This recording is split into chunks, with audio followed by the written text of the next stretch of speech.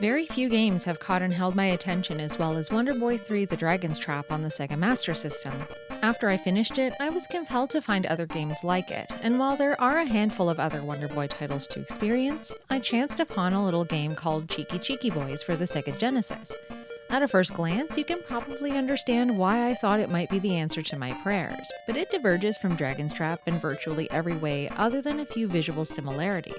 It's actually much closer to Wonder Boy and Monsterland in both its presentation and gameplay style, given that it's a side-scrolling platformer with some RPG elements that was also ported to console from the arcades.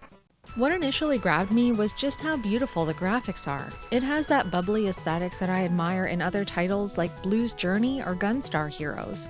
Cheeky Cheeky Boys achieves an almost dreamy feeling in the places you visit, and every inch of the screen overflows with personality. While each stage's setting is the same old forests, caves, and underwater areas that you'll find in most platformers, there are many small touches that add flair, like foreground objects that you can walk behind, right down to tiny features in the detailed backgrounds. These brought a liveliness to each area that I just haven't seen a ton in other games. I especially loved the shadowy figures that appear in the flickering lights in this cavern area, as well as the dense jungle with all of its vines and tendrils. I always noticed something new every time I replayed a stage, and with how tricky some aspects of the gameplay are, I ended up replaying them a lot. We'll get to the difficulty here shortly. In terms of the backstory, the game is set in a time well beyond your own people's destruction. Many years in the past, evil washed over the land of Eluria and obliterated all of the people that lived there.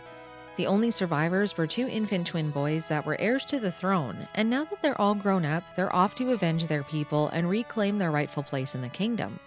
At the outset, you get to choose which twin to take out for a rip, but they both have trade-offs to consider. The boy in red is able to carry more magic orbs and consequently use more spell power than his brother, but the physical damage that he does with the sword is lower. That was a huge turnoff for me, and I gravitated towards the boy in blue instead. He had a stronger melee attack, and I decided that this more conservative magic arsenal was a fair trade for more power. I'd consider playing with the red twin a hard mode of sorts, and even though he wasn't my cup of tea, it's nice that I have the choice to replay the game with another character that handles so differently. This promises some amazing replay value, and I never really like to run away from a good challenge. The only thing missing from pushing this game to a whole new level is two-player co-op, but as somebody who usually enjoys playing games solo, this wasn't really an issue for me. The game is structured into individual levels, and you can play the first 3 in any order you like. If I'm being completely honest here, my first hour or so trying to sort out what the best path through these was turned out to be pretty discouraging. I got shattered my first few attempts, and for a while I wasn't really sure that I was going to be able to cut it. As usual though, patience and perseverance saw me through to victory. Eventually. Cheeky Cheeky Boys has 2 main gameplay modes that get cycled between. There's the usual platforming areas, as well as others where you're either flying or swimming and have unrestricted movement. This variety kept things from getting repetitive, and the fact that character control in both circumstances was speedy and responsive made both experiences enjoyable. My only complaint about the controls is the wall jump mechanic. In the platforming stages, it's useful while hopping through tough spots, as well as soothing curiosities during exploration by getting you to those out-of-reach places, but I found it difficult to physically disengage from walls. There were many times where I was just trying to do a regular jump up somewhere and would end up clinging to the wall instead. I got stuck in some pretty inconvenient places and was forced to take on a ton of damage usually as a result of it. In what was otherwise a masterpiece in the control department, this was definitely a flawed aspect. At times, this endeavor almost feels like playing a shooter where you'll die if you stop firing, so the way that I approached the stages was to keep mashing attack. This might seem mindless, but the sword is extremely effective at not only cutting through enemies, but destroying their projectiles as well. The arc on this thing is huge, and it also reaches behind the character's sprite, offering a great deal of protection in most directions. Monsters that take multiple hits to kill also get stunned when struck, so at the very least, swinging wildly is a good way to control some of the chaos that's constantly churning around you. I would have gladly used turbo controls to alleviate some of the thumb work if I'd had the option, but for the few hours of playing that it took me to complete the game, it didn't really leave my hands feeling too tired afterwards. Wildly slicing the air to shreds has other benefits too, like revealing secret stashes of cash and hidden chests. This is where the parity between this and Wonder Boy and Monsterland really comes into focus, because in that game you find money in a similar way. The biggest difference that really sets Cheeky Cheeky Boys apart is the lack of a timer. Unlike Monsterland, you actually have time to look around and uncover invisible stuff without death creeping up on you. For me, this alleviated a ton of pressure and transformed what could have been a stressful scramble into a more laid-back experience. Another great reason to take your time completing stages is the excellent soundtrack. Every stage theme is a total headbanger. I'm not often impressed with Sega Genesis music, but there's something very heroic and adventure-y about these songs that pumped me up and made me want to keep playing, even when my soul was getting crushed. There's one song in particular that sounds an awful lot like the Back to the Future theme.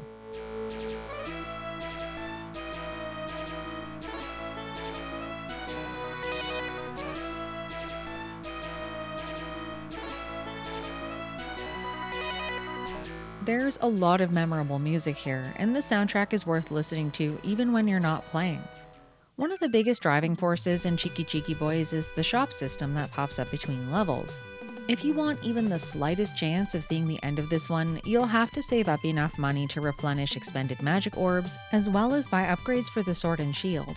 Now, with money flying out of the bodies of vanquished monsters in thin air at regular intervals, it may initially seem easy to save up, but there are quite a few setbacks that make this difficult. The first is that you don't get a health bar refill between stages. If you take on damage, whatever pitiful amount of life you finish the level with is all that you'll have walking into the next. There are capsules to find in your travels to restore some life, but it's hard to make them count. There's a constant bombardment of enemy fire that you're up against, as well as the fact that most stages end in a boss encounter that you'll need to survive. The second issue is that you lose half your money when you die, which leads me to the third problem. There's no ability to continue if you die more than twice during the entire game. You can buy extra lives at the shop between the stages, but having to purchase lost lives is an expensive penalty that will undoubtedly prevent you from being able to afford more important things. And for the record, it's very easy to die. Some screens are so busy that you'll have a hard time seeing where safe areas are, or even worse, misjudge what parts of the stage are solid to platform onto. Some of those gorgeous foreground qualities I mentioned earlier make excellent hiding places for small monsters to lurk and touch you when you're not expecting it. Killed enemies respawn pretty much constantly, and while that's good for grinding up money when you need it, fending off an unwavering onslaught of monsters will be counterproductive. With even a couple of missteps, you'll probably have to invest much of the gold that you earned into more health for the next level. While this may all seem discouraging, despite things feeling more frantic as the game trudges on, if you're pacing yourself well with upgrades, the beginning is really the hardest part. It was only in attempts where I died too often and couldn't afford better equipment that I really struggled. And eventually my focus became saving money and getting good enough at everything else to keep my initial 2 lives.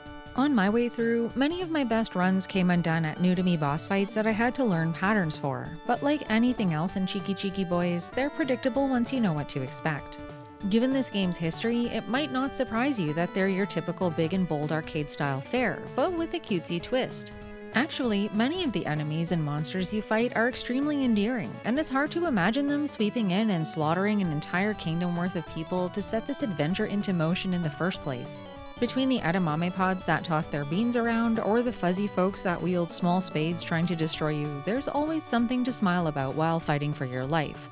Apart from their adorableness, they were exceptionally well animated, with many expressions and gestures depending on whether they were attacking, dying, or simply just existing. The same care was extended to the main character as well, with many over-the-top expressions. I love how this light-hearted style established a whimsical tone against the brutal difficulty, creating something that makes you let your guard down just a little too much before it squashes you. While this isn't exactly a story-driven adventure, there will be chances to rendezvous with an eclectic cast of people that want to help you on your quest. Their main purpose is to outfit you with stronger magic spells, but for the type of player that enjoys ultimate secrets and best ending scenarios, they'll also supply hints on how to achieve those. There are also these information sprites that give advice, with some being much more helpful than others. These tips would have been useful much earlier on in the game, but unfortunately you don't meet many of these sprites until far too late for the information to mean much. Cheeky Cheeky Boys is the kind of game that lures you in with its delightful graphics and then eviscerates you with its unforgiving playstyle. It provides a grueling challenge with a lot of potential for redemption as you overcome the hurdles it launches your way, but despite the struggles you'll face, it still feels a lot fairer and more approachable than games that are just hard for the sake of being hard. You're given several avenues to improve your stats and grow into the game instead of being snuffed out whenever you fail. Even though this adventure might seem a little rude for tricking you into believing that you're in for an easy time, it's the only polite game that I know that thanks you when you game over. And that has to count for something.